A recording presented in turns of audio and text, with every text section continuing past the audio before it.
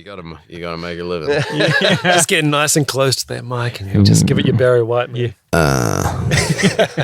Hey, we are back, and as promised, gigging pet peeves. Gigging pet peeves. So we've done a lot of gigs, thousands, literally thousands here. So there would be. Seen it all. That's what she said. Seen everything. That's what she Literally everything. Been covered in it all. Been covered in it all. I've been covered in saliva. That's what she said. I've been covered in Jägermeister from head to toe. It was, that was, anyway. Anyway, we start. Enough about what we did in the break. We've been starting over here with our esteemed guest. Yeah. Well, let's start on this side. Start over here. Okay, right there. Gigging Right pet here. peeves. Gigging pet peeves. The number one for me is if you're playing in a rock band and the venue has like volume issues, Yeah. or there's someone who comes up to you like bar manager, hey guys, just keep it down, yeah.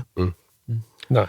We are a rock band. You've booked us as a rock band. That's why we're here. We're gonna play Sweet Child of Mine and rock songs to actually get a dance floor happening. No, honestly, let's just pack it up and go home, because this is like that's number one for me. I mean, an offshoot of that is venues and venue personnel who are perhaps in over their head or completely disorganized. You think about over the course of thousands of gigs, how many hours have been wasted while one of these people gets their shit together? You know? Yeah. I don't It's like, as far as like, can you guys set up over there? We had the band last week. We're in the corner out the front. It's like, just like, and you're there. You're at the mercy of this person, perhaps for the next 6 hours. You're like, Yeah. Don't put adding on to that one there. It's like going to a wedding, and we want the band to be out in that little tent out there On the grass. on the grass, on a slope. As far away from the guests as possible. and then move it over here Yeah, quickly. for the ceremony. Yeah. And then back. Yeah. movement. Can Yeah. we nail that Don't- one? Yeah. I'm not moving anywhere. You put me said down. here. I'm done. Yeah. You Separate do feet. realise that at this very moment, there's like somebody doing a YouTube broadcast, like who plan wedding venues and That's stuff right. like that. They're going, do you know what I really hate? I hate when bands turn up And they don't move. and they refuse to move. I hate when bands and don't then want want to to play drums really loud. Yeah. Yeah, I think on the wedding one as well.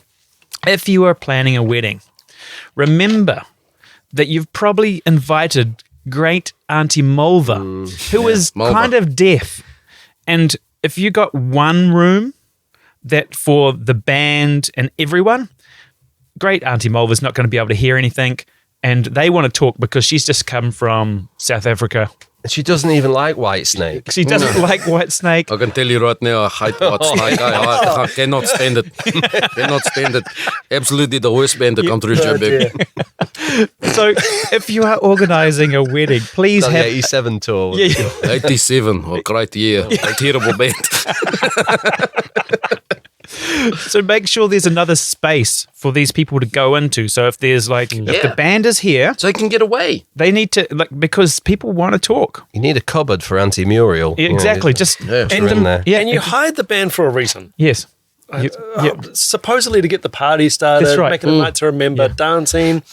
That requires a little bit. You got to feel it. You got to have a little bit of volume there, Yeah. and you Bit know, of vibe. allow for I'm a that. total hypocrite. I didn't get a band for my wedding. I just got Neither a did I. DJ. Neither did I. I had Spotify. Because to be honest, says something, doesn't it? It's completely telling. Best Because of Abbott. honestly, I didn't want to put up with all of that rubbish. Yeah, you know, totally. I did. Well, and I was cheap as well. And, I did. also, you yeah. didn't want to have to ask them to move. That's right. It's like, oh, guys, can you just like tone it down and move over there? Move But it's out also like into- selfishly as well, where I thought when I actually came around to getting married after years of being asked, of course, I actually came around to it. At that point, I was done so many weddings that I was so sort of over it that I was like, if we get a band on, then I'm going to be asked to Play. I'm going to wind up playing more than I want to, and then it's like I'm not even going to have like my day. It's a work you know, night. sort of thing. Yeah. Do you know Car Wash? Yeah, we'll go play in it. Yeah, then. yeah. It's like, yeah. No, I've never heard that song before in my life. Yeah, definitely. Yeah. I mean, for my wedding, I didn't. didn't organize a band, but everyone. We are such sellouts, aren't we? They were terrible. They were all musicians, so they all turned up with their gear and played, and then I had to get up and play. Yeah, to get up and play. How long did you play for? I didn't play for that long because I purposely got off. So I purposely got incredibly drunk. It's like, You go. Incapable of playing. I played for a while, and then Jack Daniels played for a This is a while. move I learned in 1985. Everybody be quiet and listen to me. It's not your day, it's mine. no, that's not You quite don't it. even respect the independence of Emmanuel Giesenbrunn. Was Aunt Mulva loving it? Oh, Mulva loves it. Oh, I tell you what, you really can pick a 16th note triplet out of that. Man. That's really great. The execution of it all, man. It was great. So my little peeve, Yeah, go on. it's not actually, I think sound men are amazing. They really Sound men. Sound Ooh, men, here we sound go. people, sound You are a engineers. sound man. You are a Sound, Here we sound man. go. However, I have come across a couple of people that will say certain things that don't make a whole lot of sense. I have a nice drum kit. I don't have a hole in the front of my of my kick drum. This is a can of worms. Yep, yeah, and so of sound guys usually Imported. I'm unported. Well, this particular bass drum. Anyway, so this is like on a pop gig, or what kind of gig is it's it? a rock gig sort of thing. So, Right, yeah, right. so, Big yeah. pan. Yeah. And so, anyway, I'd use the kit in a number of other occasions, and bands had used the drum kit, and it was the mic was out the front, and it sounded insanely amazing. Great. But then, Biff comes up to me and says, Biff. "Can I?" Is he a real person? Yeah, Sounds like he could be South African. You've got to give me his number. Biff comes up to me. Mike up this. Let's get. Where's the mic going? Biff comes up and says, "Look, mate, We've lost our South you African have to audience. ate a hole in the front head For tonight's gig. For tonight's You have gig." And I'm going, well, I did a gig last night and last couple, and I haven't had to do it before, so I'm not going to do it now. No, you have to cut a hole, and otherwise the whole gig's going to be.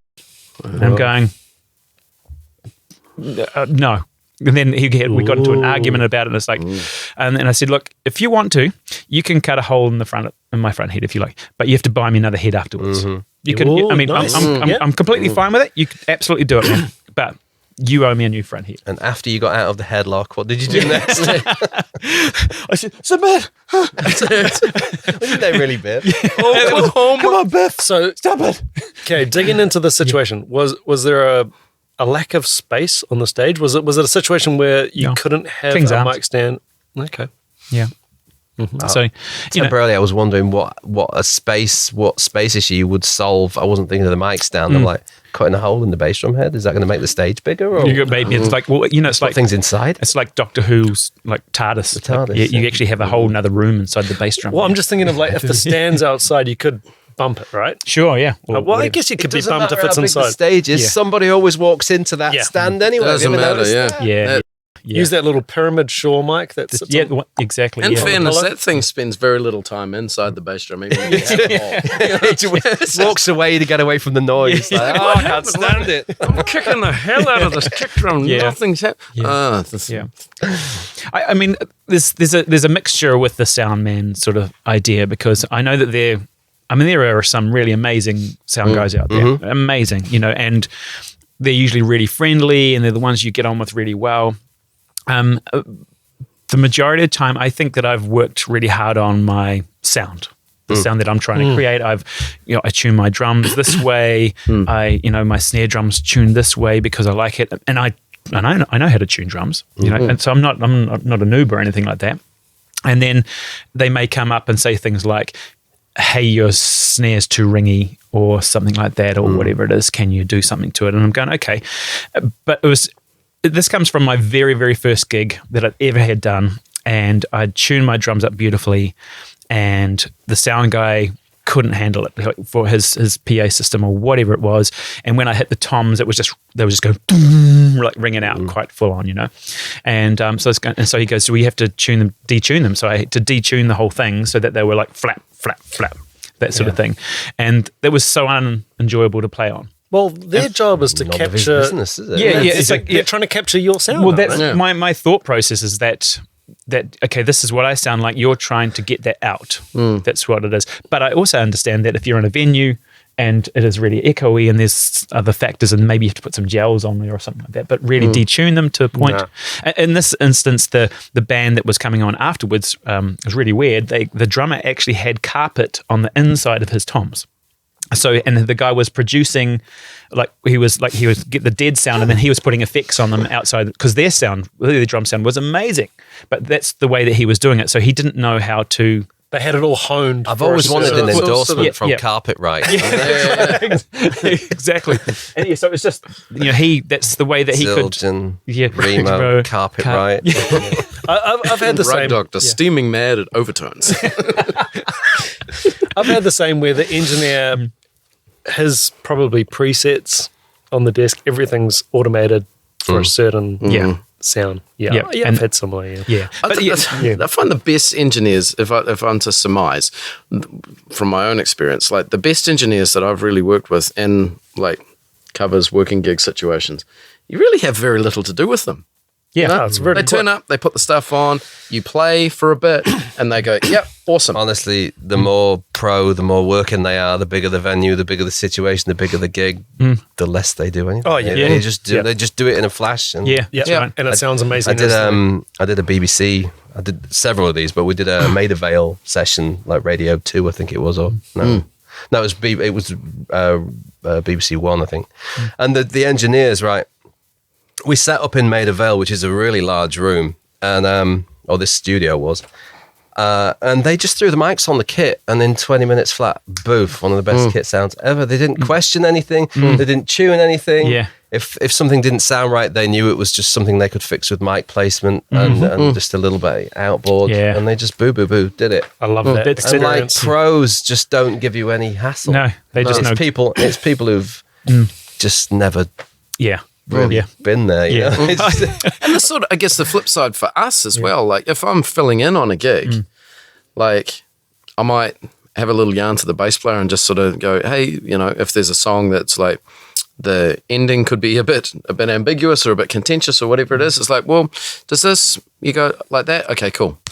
Done. The rest of it, we'll sort of figure it out as we go, Yeah. and that's kind of echoed throughout it's the often industry. people's insecurity with the kit and their ability to carry out the job. If they don't think they can do it, then they'll probably micromanage and then chase after something. Like I did this very strange situation. It wasn't that long ago, and they didn't have a good bass drum mic, and they weren't sure how to do it properly, so they just put a trigger on it randomly. At a live gig. It was a live gig, so it was a house kit, and it was like an outdoor gig, and they just stuck a trigger on it, so it didn't matter how softly. So And we were playing some real.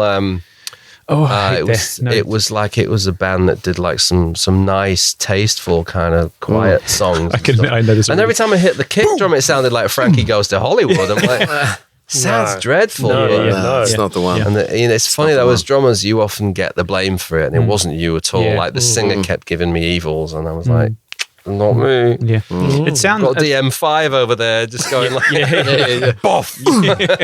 I think that maybe in the sound, like live sound and those sort of things, the drums are the most important thing. So they spend a lot of time mucking around with drums and getting mics on them and getting the perfect sound. And then because they go, well, the guitarist is just going to plug in and all you're doing. He's either in tune or he's not. Yeah, and he's got all his effects, so you don't want to be putting some delay on the guitarist when he doesn't want to delay on the guitar.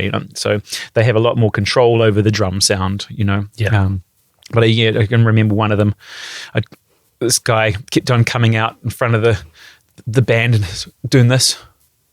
I was going, what's he doing? And then I'm listening to the kick, and it's like going, boing, boing, and I'm going, how is it happening? There's a big giant pillow in my bass drum. It's like when I'm hitting it, it's He's going. trying to engineer that in. Yeah, and he's trying to make this, and it sounds like a big giant beach ball. And I'm going, dude, what are you doing? Doing. Yeah, it's like how I've never heard this boing from this bass drum before. But it's like, it's crazy.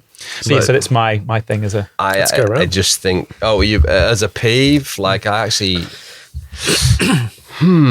small arbitrary things that spoil the show before you've even got started. You know, like just you get there, everyone's been on the road all day, and nobody thinks to give you a cup of tea or a biscuit or whatever, anything just to make the day. From the venue side. Yeah, just or promoters who don't promote. They've missed that part of Bring their your job crowd. title.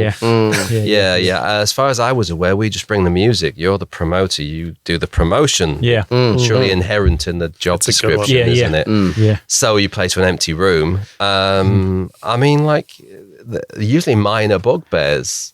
But sometimes, like, overzealous crew that do things that make things dangerous, like that's a bit of a pet peeve as well. So they're the guys that when the heavens open, they don't think to check everyone's safety in terms of microphones, leads, cables, and stuff like that. Or you know, nobody wants to die out there. It's not a battlefield. It's just a stage. That's right. That's a good one, This is going to come across like, just sound like an old man ranting, but that's what it's all about. both of us are open-handed players, and like I often. Well, not often. Sometimes I'll get dirty looks because I want to put the kit on the other side when it's such a simple. But you're the only changeover. drummer on the gig. It depends if you're like on a multi-band bill, like playing in London on the club circuit. At least you might be on a 4 or 5 band bill some nights in those places like the Underworld in Camden or the Bull and Gate and all those kinds of clubs and stuff. So you might be 4 bands deep. So there's a bit of rapid changeover. But hey, I've been around the traps. I can do this in about 45 seconds. You know what I mean? Like, just trust me. I earned this grey hair. I can do it. You know, it's easy. You don't need rolling eyes. Exactly. And like, for the most part, those crews, they've seen it all. They will just go, boop, boop, boop, all done. No hassle. Yeah. It's when people feel the need to cause a stink about something that's just not a situation. And like I said about, you know, crews, when they've done it many, many times, they just do it instantly. That's right. It's the people who give you the hassle. You can tell they're really insecure and they don't know quite what they're doing, and it throws them that the snare's on the opposite side. It's like, what's happening? It's just, it's not rocket science, you know what I mean? If I can put that there and do this, you can do that too. And it's not going to take any longer, because here's the deal. Some of the kids that are on the bill with us, they are going to take 20 minutes to change the kit, because they're particular about like seat where the height cymbals are and and- seat height and stuff, because they've had very little experience. And like when you've done like festival circuit stuff where you might have to share the festival kit or what have you, or where you fly into a place and the kit's already there and you just have to jump on it and get on with it.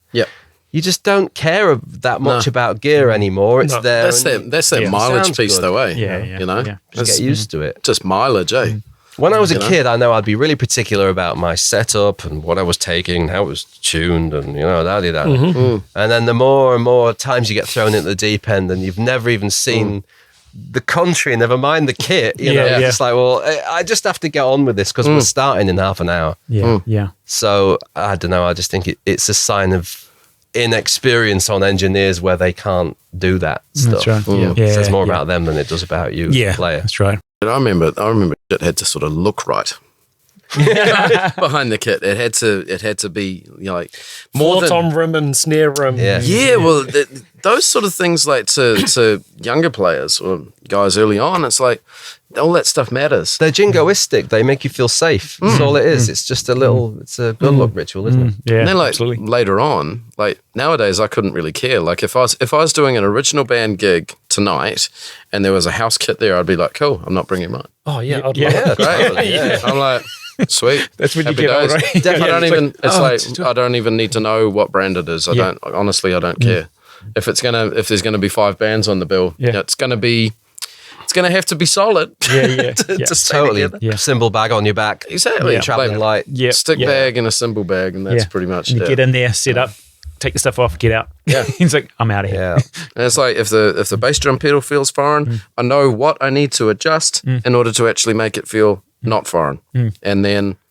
That adjust said, it back, that has you been know? on my undoing on a couple of times that you get on the stage and you're just like, I'll deal with it, whatever it is. And then the bass drum pedal collapses. Yeah. Which did happen to me here Yeah. about 3 years ago. That is- But it was a yeah. weird design. It was like it was this cantilevered thing that held itself together. Oh, I think I know the one. Yeah, it's And got if like you a little. over tighten the screw, it just goes jink and falls Falls off. off, yeah. And after the third time, I was starting to lose my patience a little bit, I'll be honest. Yeah. Yeah. It's like, They who have- puts this on a shared kit? Yeah. If we could- Telling the crowd. This is the really unload on that crowd. not my Who fault. does this? Who is responsible? Bring him here. There Bring is me his that, head. that problem going into like the headline act or something that says we'll bring the equipment, and then you turn up and it's like, dude, this is like really bad. Yeah. This thing's not headline yeah, grade. This is falling No, apart. This nah. stuff, and there's like cymbal stands that are you can't raise or lower or those sort yeah. of things or Yeah. Hardware. So only. wing- yeah. So, all the wing nuts stripped, everything held together with gaffer tape. exactly. Yeah. And even then, that's not the end of the world. No, it no. works. Yeah, but it it's doesn't still, always. it's like if you're going to supply something, you want to make it. You're paying a bit for some of this backline gear as well. You know, Yeah. But it's just I guess that's the kind of devil's advocate piece in that is like, well, who's supplying the gear? Yeah. You know, Yeah. where's it coming from? Yeah. Oh, okay, right. So that's going to be cool. Yeah, you know, that's it's right. like, I don't know who it is. Murray, what's his last name? Mixed. Walker. Yeah, it's always Mints. the dude with all the red sparkle DW stuff. Oh, Can't remember his firm. we'll just call him It's like whenever you see that, it's like, oh yeah, it's all good. It's gonna I be know. fine. I Yeah. literally know those kits right. Yeah. because he's got red sparkle DW and he's got 10,000 sizes. Yes, yeah, You know, yeah, you know what you're going to work with. Yeah, that's right. You know. Yeah. I've got a laundry list, but Oh, okay. Let's I bring don't it know. on. I don't know if I'm Here we gonna. go. I don't know if I'm gonna go. I need to sit up straight Yeah, for okay, this. yes, we're- yeah, plastic. Here's a real quick one. Okay. Over tightening hardware. Yeah. That drives me crazy when people, they might borrow a stand, or I haven't been on many gigs recently in the last couple of years where it's multiple bands, but they'll get something where they want it and then Swing off it. you do not need to tighten hardware finger tight more than enough. Yeah. Maybe that comes down to that if you've got older equipment and it doesn't have that. Maybe. That's, and they're used to that older stuff and they go, well, I know that if I don't do this with my stand, it'll fall after the second hit or something. Those flimsy stands were good enough for Ringo. That's right. Everything wobbling around. Exactly. Yeah, exactly. He managed to make it happen. In fact, it's probably worse in a way because you might crack something, or Yeah, that's right. you might want to adjust something on the fly. And I find hardware these days, I sound like an old man, but it's ridiculously over-engineered. Like Heavy. I've got a Pearl snare stand. I mean, it's sort of good, but I stopped gigging with it because it was like the Harbour Bridge. I mean, it's just like this thing. It weighs a ton. Every time I put my fingers under it, it bites me. Sorry, that's a bit rude, isn't it? It's got this knurled knob, which if you turn your hands under a thing, again, this looks really sus, but if you turn your hands under a thing, it starts to twang all the nerves. in it, and it's I got the just so Yamaha stupid. lightweight hardware. Yeah. I've done the same thing. The Late, Yamaha isn't it? single brace Beautiful. stuff. It's really, really Aluminium. Yeah. Yeah. I bought the Aluminum. Pearl single braced stuff. I've got the It's Pearl. wicked. I think I've got the same stuff that you've got, in that it's still got the unilock, so you can still get Move it any cymbal angle that you want. But you can go, and I think that's just like middle of the road sort of stuff. It's not top It's of not the line. expensive now. If you go the top of the line stuff, that's like $350 a stand. But it's also so heavy It's real that heavy. once you get 3 or 4 of them in a hardware bag, Oh. forget it. Yeah. A hernia wear bag. Oh, it's just it's not worth it. Yeah, hardware. Yeah. Mate. I'll give you another quick one Back to before your I nuts, pass Andrew. before I pass it on. Pass the buck. Stage not being ready. Oh, that's good. Oh, So Yeah, turning up at a venue and you might just need to move those tables and those plants. And it's like, hey, hold on. I'm not moving Hold on. anything. I'm do not. that. I'm not staff. Yeah. Like I'm happy to help out and be a team player to a point, but come on. Yeah. Or if it's a bar where you're playing regularly, I've had it at regular gigs where it's like, guys, we play here every Saturday. Yeah. Move the damn table. You know There's what you're people about to sitting there. get. Yeah. You're gonna have to move this whole party of people. I hate that. We've got an hour. You've allowed us an hour to set up. Like, what do you want us to do here? Wait, I had a killer one. I was playing a wedding out east at like Clevedon. It was a great place, like beautiful venue. I rolled up and it was like the heavens opened up and it was literally like a monsoon. And the first inkling that I thought there might be something interesting going on is when I got out back to where we were meant to be setting up, there was a goat. that was just sort of walking around. I'm like, oh dear. I'm like, He's your go-to guy, though, isn't he? okay, right, this is That's good. Dad jokes. man. I think we're in trouble here. And then the groom came up and he was wearing gumboots. And he says, bro, I'm sorry, man. Do you think you could give us a hand to put the gazebo up? No, come on, really? I said, no. No. Maybe I'll just come back once this is all done. Yeah. And you've got rid of the clear goat. the farm animals. Like, why is there? And then later on in the night, literally, like no joke, the goat was walking through this. I think it was like a house or something, but I think they'd rented or something. And the goat was like walking through, and I'm like, this is a goat, right? This is like, I'm not like, am I wasted? Like, have I taken something? We're playing at livestock.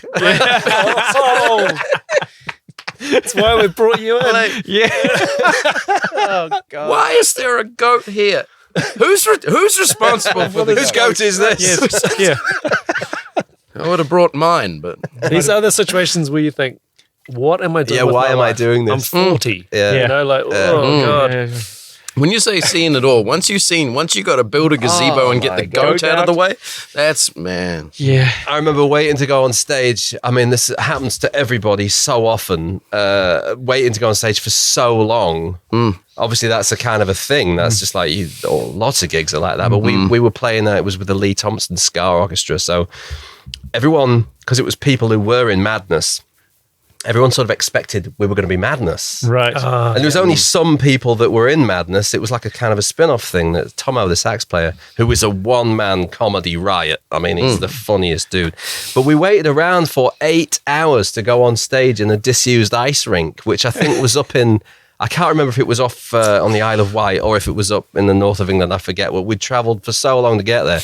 And we waited in an ice rink. And you know how cold ice rinks are, even with no ice in there. It's bloody freezing. And they'd put something over the ice. So it was Arctic in there. And we waited an entire day. And obviously the only thing you can do in those situations is to just get completely trashed. Right? So we're sitting there boozing in the ice ice rink. And everyone can see their breath, which is progressively getting more electric as more beer we stuffed down and everyone's expecting Madness, and we go on at by this point it's like 11:30 or something. We've been there all day, everyone's plastered, and we obviously don't play. We think we did 2 Madness tunes the whole night, and the crowd starts getting really aggressive, like, supposed to be Madness, and everyone, oh God, it was so awful. Like the gig was horrendous, and my lasting memory of it was that he was bare-chested. This is Lee Thompson. He was bare-chested with an eye patch on, just like completely squiffy at the front of the stage. His face all covered in white flour or something. I was wearing a rubber wolf's head. And everyone was so trolleyed. But that is a pet peeve, wasted time when you could have just got us here at 6. Yes, that's right. You did not need us sat in the venue That's right. No. for an entire day. Yeah. Yeah. So I love that. Yeah. it's not on. Explaining that to the promoter, full bore plaster. You brought this upon yourself. It's totally true. You get what you pay Exactly. for. And you did not pay for 12 hours of my time. You paid for 4. Yeah. And I drank the other 8 and lost my point. And you owe me for those things. And another thing. Springs on bass drum. Have you ever known that before? And get Auntie Mulva to stay away from that bloody stereo, man. I'll tell you what. I think I'm out of peeves. Really? I think. I'm all out of peace. I think, I'm peeved out. Yeah. There's not too many. I think they've all been covered, my peeves. I wonder if I made any notes. Go on, have you got more peeves? Peeves the Poltergeist? Oh, wow. Man, You got a peeve? I'm Karen Carpenter. I've only just begun. Oh, wait. Okay, bring out your peeves. Singers Hey, in general. Just broadly. Just broadly, singers. feeling slightly attacked. Learn your... Don't do your homework on stage. People not valuing drums. So, you get the drunk. It's drunk girls, women. Do you think the drunks are Slapping aware that they're cymbals. watching? They're too busy they're being not drunk. They don't know. Yeah. hitting your cymbals it's at a me, pub isn't gig, reaching over and smacking a cymbal drives me mental. and carrying your gear out, even if it's in the case. Don't help me carry my gear. No. Please don't. That's how I lose Please stuff. just leave it there. Don't help. That is a good one. There's an order of it going out. Yeah. Otherwise, It's Tetris. respectfully, I will lose my gear if you It's do that. Tetris in the back of that car. you know? Yeah. I love carrying, like you're carrying literally half a drum set in one. Well, you go, are, Dan. right? We're walking out. I'm carrying 3 drum tiny. It's a This isn't even mine. it's a tiny pub, right? And there's a little alleyway, and everyone, all and sundry, can see that there's a drummer coming. Clear the way, for he is carrying half a drum set with him. No, I'm eating my fries. I'm not this interested. lady down the back, and she's just getting stuck in. I'm like, excuse me, would you mind just moving? Because I'm, and it's The eye roll. oh yeah. The best is just a second. I'm like, no. It's not like this is heavy or anything. Yeah. No. Yeah. Right, That's right. when you get the bottom of your hi-hat stand with the spikes. Sorry. Oh, sorry. Yeah. The carpet. You can do That's- the old plank joke with the carpet on your back. But that thing about people getting on your drum set, we used to do in a band I was in many moons ago when I was just starting out as a kid. And we did a lot of gigs. I mean, we were a super busy professional band. We did a lot of army camps and stuff. And we would regularly go and play like NAFI, army camps in Germany and Air Force bases and stuff like that. And they were often sort of like, you were sort of only vaguely wanted as a band when you went there. Basically, the venue had to provide some sort of entertainment. Yeah. So you'd find yourself in some really weird, sketchy situations. But one night we played to the paratroopers, right? The British paratroopers, the Red Berets. And they all wanted to go on my drum kit.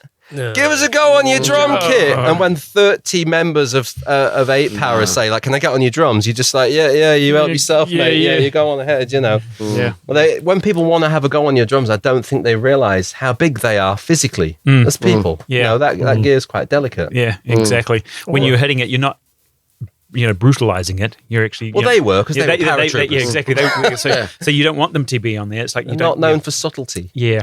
in the combat zone. like- Yeah, exactly. Lack of respect. Or Anyone- just drunk. Yeah. anyone playing your gear, and you haven't asked them. No. Yeah. Yeah. No, that's Actually, I think a I've very got dark place. Yeah. This will take us. Let's say you go out of the room and you come back and somebody's on your drum. Come back, man. I've had that a couple of Had that, times. yeah. And it's Yeah, like, me look, you're gonna get off now, Yeah. or I'm going to end you. Yeah. Wait, right here in front of all of these people. Embarrassing. Yeah. Just get Bouncers are good for helping out with that. I had 2 guys jump up on my kit, like at Deschler's when it was still going, and the bouncer was great. And I really felt sorry for the people that got up there. This one guy had got up behind and was about to hit. He was like, sort of, you could see him getting comfortable, and he was about to hit. I think he did hit the cymbals once, and then the bouncer was like in front of the drum kit, grabbed him, ripped him over the top of the kit, and then just went onto the ground head first. Wow. And he just crumpled in a heap, and I was at the bar going, And it wasn't even the bouncer's drum kit. yeah, no, it was, and I was going, hey, don't, and so, let him. it's like, Don't okay. touch my drums. Oh, sorry about your neck. Just let them do what they do, man. It's like you try and reason with them and be like, look, honestly, mate, just get off, because honestly, there's a 7.5-foot Tongan outside here. He is- Throw you into the sea. He is, yeah. and it's night. Yeah, it's So, really. yeah, so I actually have a peeve, which you sort of brought up briefly, and it's I really don't enjoy turning up to a gig when some of the other band members haven't learnt their stuff. Doing the homework on stage. I really hate that. It's like I don't want to play with those people. No. Yep. No. Because it's like it's so Well, especially if you'd had the gig dropped on you last minute. yeah. And, the And people you've learned it. And you've learned it, and you've had That's 2 right. days. Yeah. And the people who were supposed to be in the band didn't care enough to even Yeah. Yeah, polish it up. Well, they say, how does this one go again? people that don't learn wedding songs. Right. If someone has asked For a song. specifically for a song, and you arrive and it's like, oh, I think or we'll- just don't play it, right? Yeah. Put it Yeah, over just- the system. oh, go- maybe we just play it on Spotify. Yeah, or whatever. It's like, well, no. They asked us, and me, an idiot, actually went away and learnt it because that's what we all agreed. And you worked out the chorus for Run to the Hills. yeah, that's right. Correct. I got the harmony. And the singer. We're there. just- Yeah. I got the harmony. We're good to go. Yeah. And this is the biggest day of their life. Yeah. You're trying to make And it. here you are hacking your way through. Yeah. It's just not fun. That's not the. Totally agree. You feel not really, the right really embarrassed because you're sitting there going, "Oh my goodness!" Oh, But that's quite a lot of gigs, in all fairness, though, isn't it? That is for, true. For various reasons. There is a bit of that. that's Yeah. right. It's tough Yeah. to get I had it was kind of a great experience, but an awful experience with exactly that scenario. Like, it was a very large gig, like to the point where I kind of saw this coming a few weeks in advance, and I phoned one of the bands and said, "You do know we're about to go and do this in front of a very large crowd, and I know for a fact that the brass are not like they haven't worked their parts out, and two of the keyboard the pianists were stand-ins as well, and I really had misgivings about doing the gig. In the end, it was every bit of a car crash that I expected it to be, but the gig was still pretty awesome. So Yeah. but it's just like it's not respectful to your bandies, No. is it? Well, and the other thing, what it happens is it starts to breed this thought pattern that, we don't actually have to practice. We got away with We that got one. away with that. We can do that over and over again. The crowd's stupid. That's Yeah. almost Yeah, that's almost the worst part, right? Yeah, That's almost like Yeah. that sets a behaviour pattern. Yeah, One of the it's not things, good. for, like the in the jazz side, I didn't quite like is that most of the time would be throw together bands, which is that's a lot of fun, and sometimes you get to meet all these interesting players, and if everyone knows their stuff, it can sound really, really good. Yeah. But I don't like it when we'd get in and this one would be like, let's just play a blues, and I'm like going, just a blues, as if the blues was the most easiest thing to play ever. It's like, if you're thinking that, then you don't know what a blues is. No, let's just chew up 10 minutes of the first set. Let's just have a bit of, and then everyone's just playing the changes, and it's like, oh man, or let's just play tunes from the real book. It's like, yeah, but then they just sort of go, okay, we'll do the last 4 for an intro, and it's like, no, we haven't thought this through. This is not the best of Chaz and Dave. It's not entertaining, and I think It's that's not fulfilling. I just thought of another peeve along the same lines. Like, let's say you play with a band, right, and this is a covers thing. You go and do a bar gig, and the person who sort of runs the band has taken it upon themselves to ruin the tempo of every track that they do. I was just Is it on just your about list? to hit that. Yeah. So, like, they want to do Superstition really fast, and like, no. there's a reason it's that. Are you saying Stevie Wonder had no idea about what made people dance? Now you're preaching it. Yeah. So I had time. Yeah. That was my big word on all my sheets, time. Yeah. And then the offshoots of that is nobody's dancing, let's speed everything up. Yeah, speed it up. Is that Because that's going to make people dance. But that's a universal drummer thing, right? Yes. Yeah. Don't speed Yeah. kills. Yeah. Don't speed it up. You Yeah. want you've Well, lost if you all the do, groove. make it incremental. Let's say it doesn't have much pep. You can just go up a little without going up 15 BPM and killing the groove. Yeah. That's the thing. It's Like, the as groove thing, isn't it? as a drummer who works on his stuff a lot, I'm not made to do 20 or 30 BPM increases. You know, Yeah. I'm just because everything that I've learned and everything that I've worked on for forever. We just don't do that. You know what a difference those increments make because you live it. That's your day. Not to mention, it makes you sound like an absolute, like you've just started playing. Well, You sound like half the exactly. parts don't even work at that. And sometimes vocal parts, horrendous. somebody counts it off, and the vocals go, I can't even, you can't get it out. It's like, Exactly. poor things. It's I like, mean, oh, jeez. As a singer, like singing is a big part of what I do as well. So I'm in every band that I'm in, I sing either lead vocals or at minimum BVs, and I'm very active as a backing vocalist.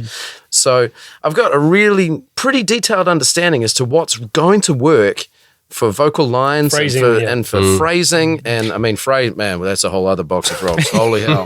Holy hell. that's Singers, another learn session. how to phrase correctly. Don't mess with it. Certainly if it's a killer song that's like sold billions and billions and everyone knows how the don't vocal want full phrasing version. goes. Please don't do vocal Now's not the time to modulation get over this. jazzy, It's not- it's you not know, good. not on Billie Jean. Yeah.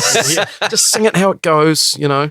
And it's like a lot of times that as well. Now, I'm digressing a little bit, jumping around all over the place, but that kind of stuff is also like hiding things. Oh yeah. I'm trying to add in a bit more because I'm don't a know little what bit I'm sketchy doing. on Sketchy these on what's notes. meant to happen. Yeah. That's a nervous thing. I find that with inexperienced singers, they try and speed the whole gig up. I think subconsciously they want to just get through it. So let's just I feel do it like faster and as faster. a young drummer, we wouldn't really remember it, and there's no records that survive from that date. They're only on parchment. Verily was the percussionist 10 beats per week. I think I probably, as a kid, I probably did play things really fast. And choppy. It's youthful exuberance, isn't it? Yeah. That's what punk was. Or even if it's like maybe the groove's cool, and then by the time you come to the fill, because you've worked on that fill and it's really cool, and it's like it's all here and then it's there, Goes and through then the you scroll wheel and drop. then you slide back to here over about the course of 8 bars. You know? I think of like a song like Footloose. Classic covers tune that, all of us have probably played a million times. I've never played Footloose. You never played it? Or Fancy Free. I don't. It's got a particular bass line in that song. It's too silly. And if it's too fast, it's just either your bass player won't be able to do it, or it's just going to be a horrendous mishmash. A mimble. Notes. A mimble. Yeah. And it's like, man, sometimes you got to stop and think, like, how is this supposed to go? Yeah. And then the other thing is guitarist or singer guitarist will start a song invariably way slower, and then the drums come in and hey, you pick up Yeah. and Did you get the flack for that? Oh, yeah. and it's your fault because it was too slow. I played Islington. Oh God, I nearly said it then, because if I name the thing, this person will know it's them, so I won't. But it's a very well respected pianist. John. Let's call him John. John. For purposes of argument. Yes. So this gig, there was a lot of people. It wasn't a stadium or anything, but it was a very large town hall full of people. And this guy started the piano intro to one of the songs. It was really out of time. I mean, like fast is one thing. At least you can feel the quarter note. Yeah. Too slow, you can sort of pick it up. But this was just disjointed. This was like, it's like he'd had an aneurysm halfway through it. I mean, it's just so all over. Receding amid And beats. then I'm like, I just thought, well, it's up to me because nobody else knows what's going to happen. So I counted off the last 2 beats of the bar and just started and hoped for the best. And it was an absolute cluster mess, to be polite, because nobody trusted each other. Right. Yeah. So really everybody should have gone, well, all right, let's just put all our faith in the man who actually keeps the tempo, which is rational, right? Yeah. If you fall in the lake, you don't want to be saved by the ice cream man, do you? You definitely, I don't know where I'm going with this. Yeah, it's good. Nobody fell in the lake. No one fell in the lake. There was no ice cream man. Because nobody trusted. There was ice cream. Nobody trusted the drums to just know what they were doing tempo-wise. I got so much stick for that. And then somebody else on the stage, when we reattempted the tune in front of, 600-700 people, they counted me in. Oh. It was proper eggy. Trainer wheels. Really, I was so angry at them that. You blamed his mess on me. I think the ultimate pet peeve is getting blamed for things that aren't your fault. That would be the ultimate. I've done there was one show. I think it's a drummer's lot. It is. Honestly. Yeah. You're picking up a lot of stray balls. That's right. Back there. I've told you guys about a show I did where theatre production, and the whole show was given to us as it was all clicked. And to me, when a show's clicked, that's the tempo. You play the clicks. No, we're not going to do the clicks. We're going to do our thing. It's like, so my first thought, I'm just a stupid drummer, but I'm thinking, but the cast have rehearsed. The choreographer has spent how many months or years getting the choreography right to 116 BPM on the song, 137 on this one. Yeah. So we're going to turn all that off. Yeah. And just go with it. We're doing just this. go freeform. We're doing this. And it's like I beat mapped. I recorded some. It was so outrageous. I recorded some of the nights and beat mapped them. Yeah. I think one of the songs was 30 BPM over. And you've still got click running in your ears? No, or? MD said to turn the. We're not doing. Not even counted in. No, with we're the not doing clicks. clicks. We're gonna feel And it. it just says a lot about the other people, though, doesn't it? Like somebody's comfort zone was really not that, so they just kind of took it out on you. But then what happens? The choreo. So by closing night, the MD's still saying faster. Like more energy, energy, guys, energy, faster, equals faster. speed. It's like maybe energy's not the drummer's problem. Maybe the keyboard's not executing their part. Could be any number of things. The mix not right. I don't know. But there's a trail of problems that come from this. So the choreographer doesn't know what's going on in the orchestra pit. Who's the choreographer gonna blame for the band playing too fast? Yeah, you cop the flack. Yeah. So I'm sitting there going, this is hopeless. People are paying $100 a ticket. And I know this is wrong. And I'm getting blamed for it. So like that's another one. When do you walk? Yeah. When do you just walk and say, hey, I can't? I misheard that. I thought you said Wendy Walk. I'm like, I've never heard of that musical. Wendy Is it Walk. about She was the MD. Chinese Wendy Walk. the walk? But like, I mean, but then if you walk, you're the guy that walked too. Yeah, you can't be that guy. That's almost Don't be that guy. that's admitting defeat and perhaps that you were partially responsible for that. And that's just like, no, I just can't take this mental illness. The situation that I just described, like that became a real situation over the next week. I ended up having to apologize to the person that I was angry with. When in actual fact, sorry, I still think it's your fault. But It makes just you- for politics. I had to sort of, you know. It makes you appreciate musicians who actually have deep appreciation for good time. You know, you have to have plenty of these in order to, like, both Steve and I have played with the Recliner Rockers, killer blues band. And then, like, you get someone like Alan Lavis on guitar playing Stevie Ray Vaughan, just playing a blues. Right, you know, there's just the blues changes. and then there's blues. Right, That's a man who's lived blues. Yeah. like, this is a guy who is, that's what he does, you know? And that's different than a guitar player who plays a little bit of blues every now and again. No, because we've all played with those kind of guys. Yeah. It's all He in plays- the Y because it's bluesy Yeah. with the Y in brackets. Bluesy. Bluesy. It's like those adverts you get. Drummer it's wanted vague. for bluesy, drum and bassy, Peruvian nose flute, It's jazzy, gonna be a heavy mess. metal-y. That's Tool. what we're It's into. always Tool. Tool. It's always It's Tool. always Tool. Yeah. Tool But it's like influences. you get within like 4 bars of Stevie Ray Vaughan's Cold Shot, and it's like you're like, man, that's killer. That's killer. And if it's too fast or too slow, if some person, no, we have to play this fast. It's like, no. It has to be back there. It has to be because it feels right. I think drummers are good at the whole taking things attitudinally. You know the attitude in which that piece of music was created and what it's trying to put across, because that's kind of what you do. Yeah. I think you get a lot of insight into the slightly esoteric nature of music, like what makes an audience tick. I think that's often a drummer's thing.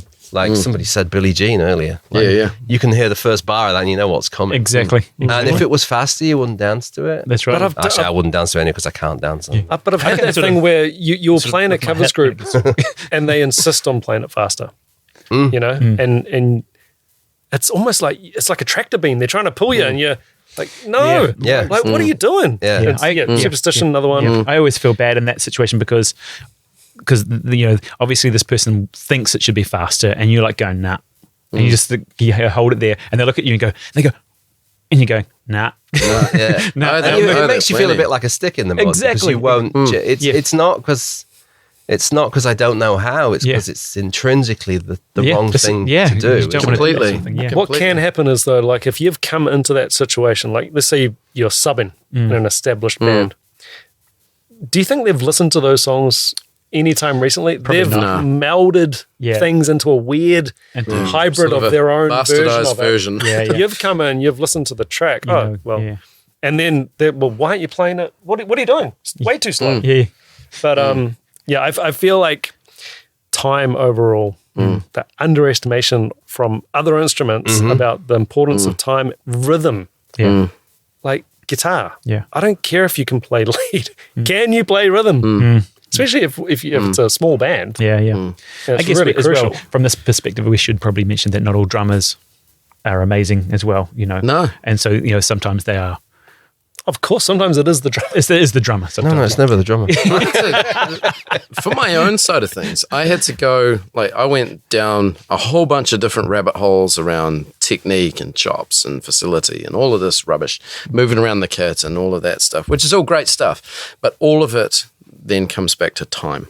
Oh, yeah. Like, you can get away with absolute murder behind the kit, provided your time is killer. Vinny. Look at what Vinny Colaiuta's put on records for like the last 40 years, you know? But the time and his feel is so good. Who's Vinny Colaiuta? It doesn't really matter. See, I know Neil I think he Peart. runs an Italian He's an restaurant. ice cream man. Yeah, so yeah, I know. That one saved me from a lake. He fell in a lake a while ago. Where are we going with that?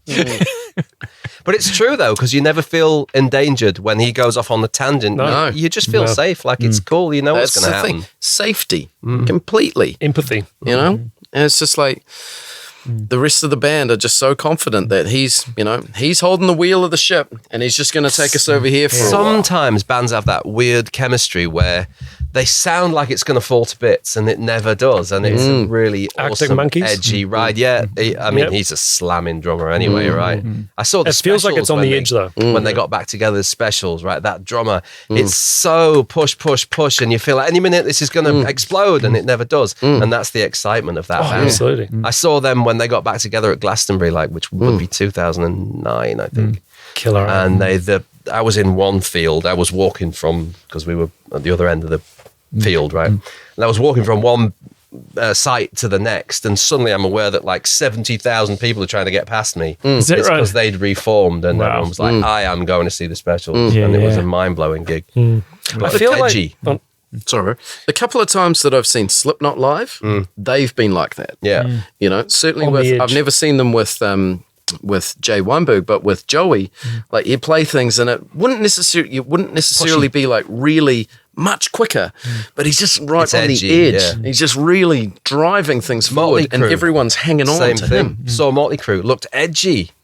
Like, I it's mean, not perfect. it was it was in no way kind of imperfect, but there was something still really edgy about it. You felt like they could have just jumped off the stage and started a fight at any moment. It's